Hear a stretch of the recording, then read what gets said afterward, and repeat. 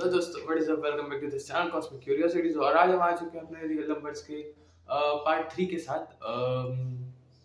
अपना real number क्या class 10 के मैथ्स का रियल नंबर पार्ट 3 के साथ आज हम लोग आ चुके हैं। एक सेकंड। हाँ, तो आज हम कुछ थोड़े बहुत अच्छे अच्छे क्वेश्चन करने वाले हैं, तो रेडी रहना क्वेश्चंस के लिए। कुछ आप कंसिडर करना। देखो, सबसे पहला क्वेश्चन तो जो पार्ट 1 में समझाया था, एक फॉर्मूला समझाया था मतलब जो चैप्टर में। तो देखो, HCF into LCM is equals to A into B. ये याद रखना, ये बहुत इंपॉर्टेंट फॉर्मूला। ये आता है फर्स्ट चैप्टर से ये फॉर्मूला बेस्ड क्वेश्चन बहुत सारे आते हैं, ठीक है। तो एक क्वेश्चन कर लेते हैं, जैसे एनसीईआरटी के आपके, जैसे मान लो दो नंबर्स हैं, एक नंबर है 306 और एक नंबर है 657, ठीक है। आपका एनसीईआरटी का क्वेश्चन है और अपन को इसका HCF दिया है 9, इसका HCF 9 दिया है, ठीक है। तो अपन को एलसीएम निकालना है, तो सिंपल है ना, HCF दिया है, दो नंबर दिए हैं, लगा दे फॉर्मूला में डायरेक्ट। HCF क्या है 9 इंटू एलसीएम अपन को निकालना है इज इक्वल्स टू 306 इंटू 657। अभी इसको मल्टीप्लाई करते मत बैठना, बहुत टाइम लग जाएगा, ठीक है। तो 306 इंटू 657 अपॉन 9, ये 9 इधर था उधर जाएगा तो डिवाइड में बन जाएगा, ठीक है। इधर ये एलसीएम में, ठीक है।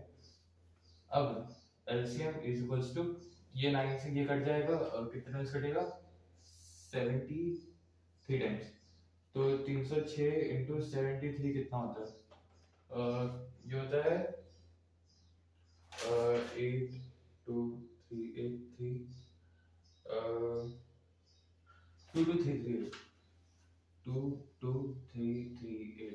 तो यही इसका एलसीएम होगा, ठीक है। बहुत सिंपल था, आसान था। अगला क्वेश्चन करते हैं। अभी देखो, अभी ना इसमें बहुत सारे ऐसे क्वेश्चन भी आएंगे, जैसे मान लो एक एनसीईआरटी का क्वेश्चन था, जैसे 6 की पावर n है, तो ये अपन को बताने की ये 0 से एंड होगा या नहीं होगा। ये n मतलब कोई भी पावर है, तो n मतलब n की जगह कोई भी नंबर रख दो, तो ये जो है ये 0 से एंड होगा या फिर नहीं होगा। तो अपन को क्या देखना पड़ता है, पहले तो इसके इसके फैक्टर निकालना पड़ता है। तो ये क्या आ गया, 2 into 3 आ गया, इसकी होल पावर n लिख सकते हैं अपन, है ना अपन को। और जब भी ना कोई, जैसे मान लो ये नंबर है और जब भी अपन को इसको एंड करना है 0 से, तो हमेशा अपन को ये देखना बहुत जरूरी होता है कि उस नंबर के फैक्टर्स में 2 और 5 आ ही रहा हो। जैसे मान लो 10 है तो इसमें 2 और 5 आ रहा है, ठीक है। और दोनों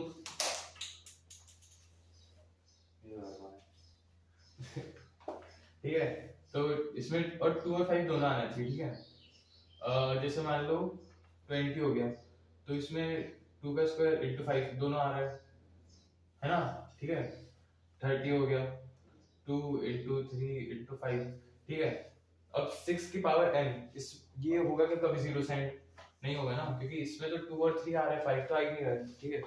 तो ये कभी एंड 0 से नहीं होगा, ठीक है। 0 से एंड होने के लिए हमेशा उसके फैक्टर्स में 2 और 5 आना बहुत जरूरी होता है, ठीक है। अब अगला क्वेश्चन देखते हैं। हाँ, तो देखो, अभी एनसीईआरटी में कुछ ऐसे क्वेश्चन जो आपके एग्जाम में आ जाते हैं, जो कि वर्ड प्रॉब्लम बेस्ड टाइप से होते हैं, ठीक है। तो एक ऐसा क्वेश्चन है, एक सर्कुलर पाथ है जिसमें दो लोग हैं, एक सोनिया है और एक रवि है,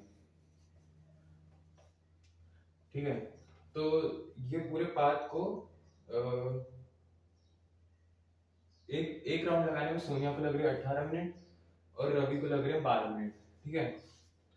अब अपन को ये देखना है कि वो वापस कब मिलेंगे, वापस मतलब दोनों, मतलब देखो, सोनिया को ये पूरे पाथ का चक्कर लगाने में 18 मिनट लग रहे हैं और रवि को 12 मिनट लग रहे हैं, ठीक है।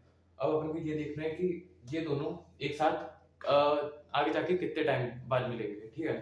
तो ऑब्वियस बात है, इसमें देखो अब टाइम पीछे तो नहीं हो जाएगा ना कि 18 मिनट से कम आ जाए आंसर, ये लोग जैसे 16 मिनट में मिल जाए, तो ऐसा तो नहीं होगा ना। मतलब ऑब्वियस बात है, इसका एलसीएम निकालना पड़ेगा। देखो, क्वेश्चंस में हमेशा ऐसे देखना कि जब अपन को जो गिवन है उससे बड़ा आंसर निकालना है।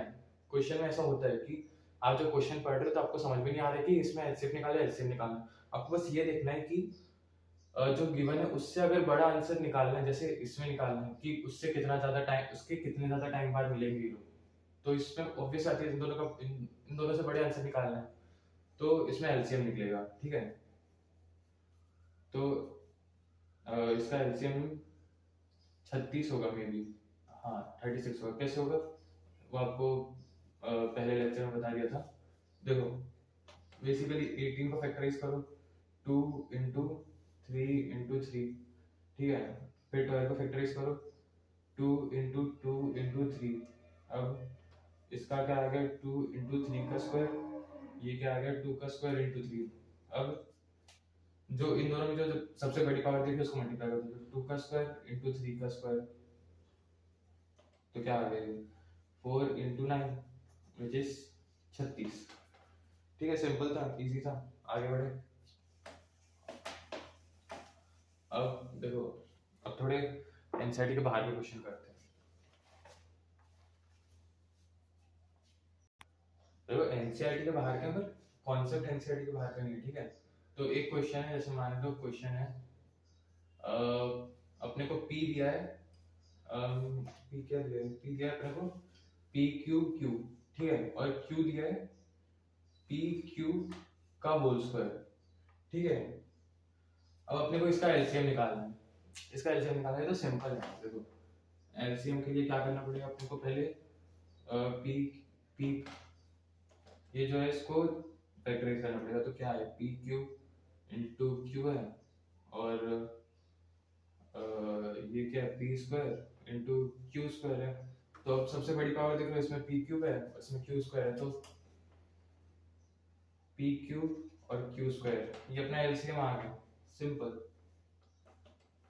ठीक है, बहुत इजी था। अगला क्वेश्चन कर। अब देखो ये अगला क्वेश्चन देखा है, ये अच्छा क्वेश्चन है, इस टाइप के क्वेश्चन आते हैं और ये नॉर्मल है पर अच्छा है। The largest number which divides 70 and 125, leaving remainder 5 and 8 respectively। तो देखो पढ़ने में कुछ समझ नहीं आया, इतना तो समझ आएगा ना कि largest number which divides, largest number which divides, ऐसा कौन सा सबसे बड़ा नंबर है जो 70 और 125 को डिवाइड कर देगा।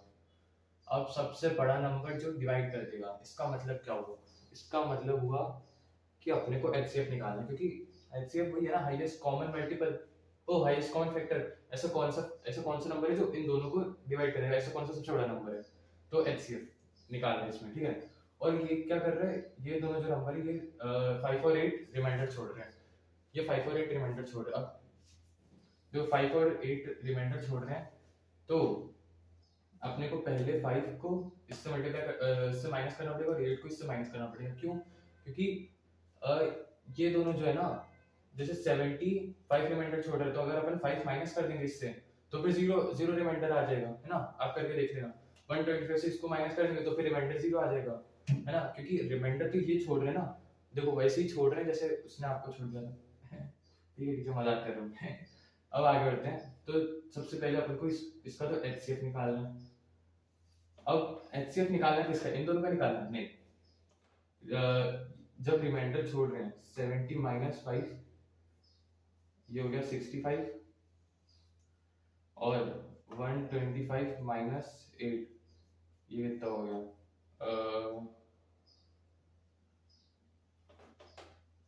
117। ठीक है, तो अब अपने को 65 और 117 इन दोनों का एचसीएफ निकालना है।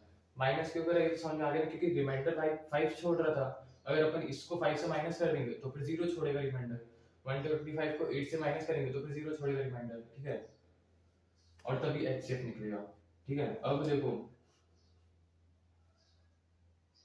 इसका एचसीएफ क्या आएगा, पहले तो फैक्टर्स निकाल लो इसलिए 65 के फैक्टर्स क्या आएंगे, 5 से जाएगा, फिर 5 से क्या कितने टाइम्स में 15, है ना, फिर 3 से जाएगा, नहीं 5 से और फिर 3 से, 5 का स्क्वायर इंटू 3। ठीक है, अब 117 एक सेकंड, 3 से कैसे जाए, 5 से क्या, और 3 से तो जा ही सकता है ना, कैसे नहीं जाएगा, देखो पहले 5 से क्या 15, अरे कर ही लेते ना ऐसे। 5 15 5 3, हाँ 3 से जाएगा आपकी, ठीक है। तो ये आ गया 3, और ये पहले जाएगा 3 से, कितने टाइम से जाएगा 1 ओ 3, कितना बचा 27, फिर 3 से जाएगा, 3 से गया 29, फिर 3 से गया, ओ 29 कैसे, हाँ 29, फिर 30 से जाएगा 3, फिर ए 3 कैसे 2 से, सॉरी 2 2, हाँ फिर 2 से आएगा 1, तो इसका आ गया 13 इंटू 3 इंटू 2, नहीं कुछ तो गड़बड़ी हुई है कहीं, एक सेकंड,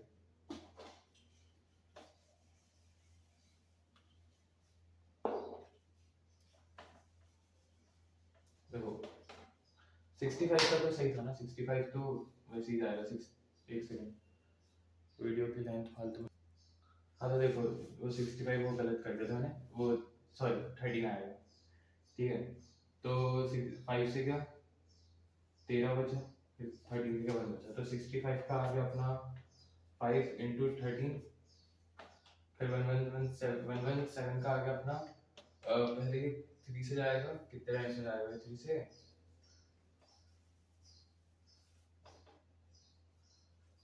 3 से क्या पहले कितने टाइम से गया 39,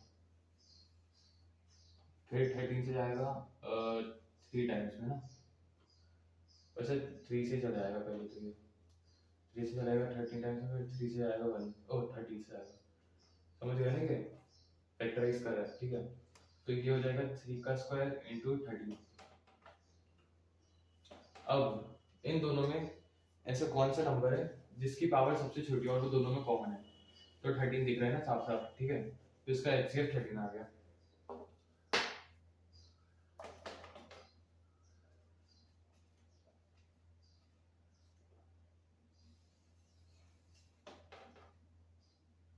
ठीक है, सिंपल था ये भी, है ना।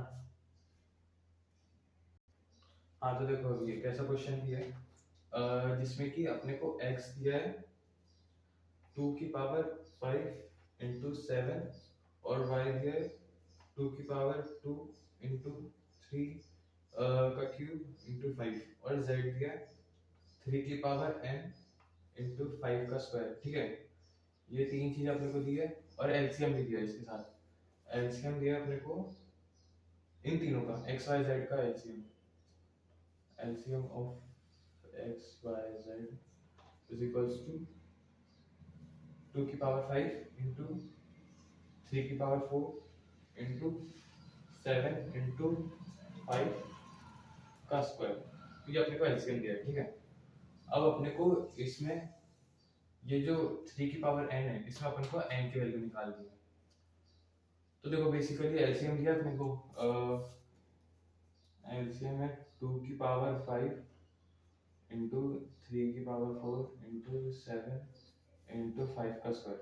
अब ये एलसीएम है, तो एलसीएम बेसिकली कैसे बना, इन सबको मल्टीप्लाई करके ही बना ना, तो मतलब इन सब में जो सबसे बड़ी पावर है उसको मल्टीप्लाई करके बना ना, तो बेसिकली इन सब में सबसे बड़ी, इन सब में 2 की सबसे बड़ी पावर क्या है 5 है ना, 7 की सबसे बड़ी पावर क्या है 1 है, तो 7, 5 की सबसे बड़ी पावर क्या है 5, 5 का स्क्वायर है, 5 की पावर 2 है, 3 की सबसे बड़ी पावर क्या है, अब वो तो अपने को नहीं पता, ठीक है, लेकिन 3 की पावर जो n है वो अपने को पता है, तो 3 की पावर n लिख दो, 3 की पावर n है, और इधर 2 की पावर 5 इंटू 3 की पावर 4 इंटू 7 इंटू 5 की पावर 2। अब देखो बेसिकली इन सब में सब क्या दिख रहा है, 2 की पावर 5 2 की पावर 5 7, सॉरी बीच में 2 है, 7 7 का 7 7 की पावर 1 7 की पावर 1 5 की पावर 2 5 की पावर 2, अब ओ सॉरी, अब 3 की पावर n और 3 की पावर 4, तो बेसिकली ये और ये तो कट गए, ये और ये भी कट गए, ये और ये भी कट गए, तो क्या बचा 3 की power n is equals to 3 की पावर 4, तो n क्या आ गया 4 के बराबर आ गया, है ना, सिंपल था ये भी, ठीक है। अगला क्वेश्चन देखते हैं।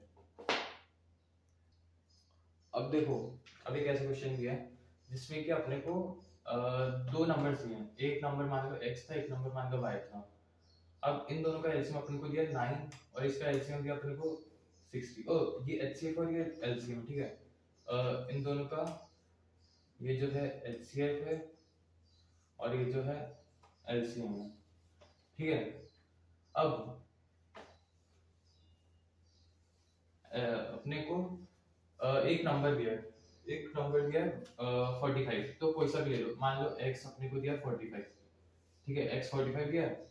अब अपने को y निकालना है, ठीक है।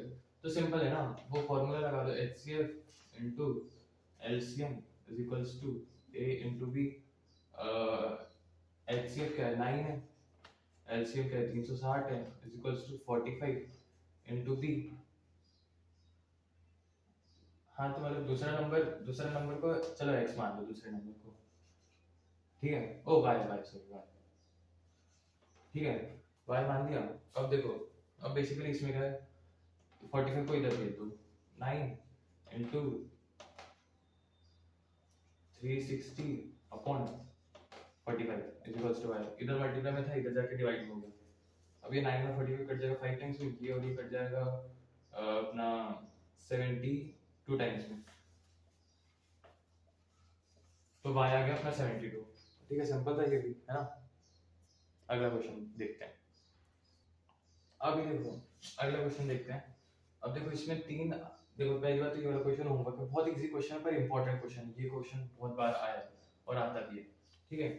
तो तीन अलार्म क्लॉक्स है, 3 घंटियां हैं, वो बज रही है ट्रिंग ट्रिंग ट्रिंग ट्रिंग ट्रिंग अपने रेगुलर इंटरवल्स पे 20 मिनट, 25 मिनट और 30 मिनट, ठीक है। मतलब एक अलार्म बजता है 20 मिनट पे, एक 25 मिनट पे बजता है और एक 30 मिनट बजता है। अब तीनों एक साथ 12 बजे बजे, एक साथ 12 बजे दोपहर के बजे, ठीक है। मतलब दोपहर के 12 बजे बजे तीनों एक साथ, ठीक है। तो तीनों एक साथ अब किस टाइम पे वापस से बजेंगे, ठीक है। बहुत बजते हैं लोग, ये अलार्म का काम है बजना एक चाटा मार देंगे सारे बैठ जाएंगे मजाक कर रहा हूँ, ठीक है। अब तीनों एक साथ किस टाइम पे बजेंगे। अब देखो इसके एक हिंट देता हूँ, अपने को इन तीनों से बड़ा आंसर निकालना है, इन तीनों से बड़ा आंसर निकालना, तो समझिएगा मुझे इसका आगे, ठीक है। क्यों बड़ा आंसर निकालना वो आपको पता है, ठीक है। तो एक एचसीएफ वाला क्वेश्चन भी करवा दो क्या, वैसे वो क्वेश्चन आते ही नहीं जाता, तो बेसिकली अगर कोई सा क्वेश्चन आता है तो अलार्म वाले आता है, बाकी तो इतने ज्यादा कुछ क्वेश्चन नहीं आते। तो आपकी क्लास आज क्लास मतलब चैप्टर 1 खत्म हो चुका है। चैप्टर 1 आई होप आपको सब कुछ समझ में आएगा। अगर कुछ समझ में नहीं आया, अगर कोई भी पार्ट समझ में नहीं आया तो आप कमेंट सेक्शन में पूछ सकते हैं, मैं बता दूंगा, ठीक है। वापस रिपीट कर दूंगा, वीडियो डाल दूंगा, ठीक है। तो बेसिकली फिर मिलते हैं चैप्टर 2 के साथ अगले लेक्चर पे। Thank you for watching, take care, bye bye.